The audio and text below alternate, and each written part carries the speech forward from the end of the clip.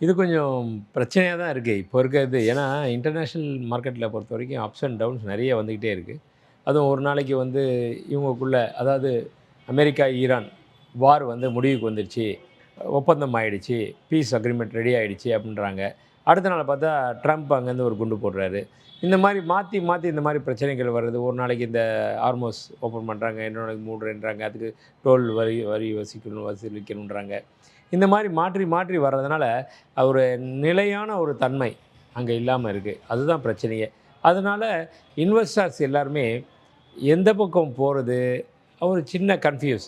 எது வந்து short டேர்ம்ல profit தரும், அப்படின்ற மாரி ஒரு எண்ணங்கள். அதனால பார்த்தா ஷார்ட் டேர்ம்னா கோல்டு வந்து ஒரு லாங் டேர்ம் இன்வெஸ்ட்மெண்ட் தான் எப்பயுமே. ஒரு ஷார்ட் டேர்ம்க்கு நான் வந்து அட்வைஸ் பண்ண மாட்டேன். அதனுடைய நிலைமையும் அப்படி தான் இருக்கு. அப்படின்னு இருக்கப்போ எல்லாருமே அத நினச்சு அது பின்னாடி போறாங்க. அதனால தான் இந்த ஏற்றம், இறக்கம் அப்படின்றது வந்து இந்த ஒரு கடந்த ஒரு 2, 3 வார காலமாவே இது இருந்துகிட்டே இருக்கு. சரி, நீங்க சொல்லியிருந்தீங்க கோல்டு லாங் டேர்ம் இன்வெஸ்ட்மெண்ட்டா சொல்லியிருந்தீங்க சார். இப்ப நீங்க சொல்லியிருந்தீங்க அதாவது அமெரிக்கா ஈரான் வந்து போர் வந்து கொஞ்சம் மாறி மாறி போய்க்கிட்டு இருக்கு அப்படின்னு. ஒரு 1 ஆர் 2 மந்த்ஸ் முன்னாடி வந்து பார்த்தீங்கன்னா போர் போயிட்டு இருந்துச்சு. அப்போ வந்து பார்த்தீங்கன்னா கச்சா எண்ணெய் விலை ஏறிச்சு. அதை இன்வெஸ்ட் பண்ணாங்க. கோல்டு விலை இறங்குச்சுல சார். இப்போ வந்து பார்த்தீங்கன்னா கச்சா எண்ணெய் விலையும் இறங்கிட்டு தான் இருக்கு. அப்போ இன்வெஸ்டர்ஸ் வந்து என்ன சார் இன்வெஸ்ட் பண்றாங்கன்னு நினைக்கிறீங்க நீங்க? இல்ல, இப்ப என்ன பண்றாங்கன்னா, அவங்களுக்கே பெரிய கன்ஃப்யூஸ் இருக்கு. அதனால தான் இந்த ஏற்ற இறக்கம்.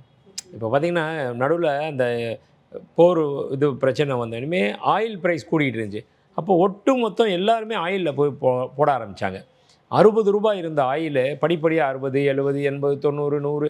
120 வரைக்கும் ஆல்மோஸ்ட் டபுள்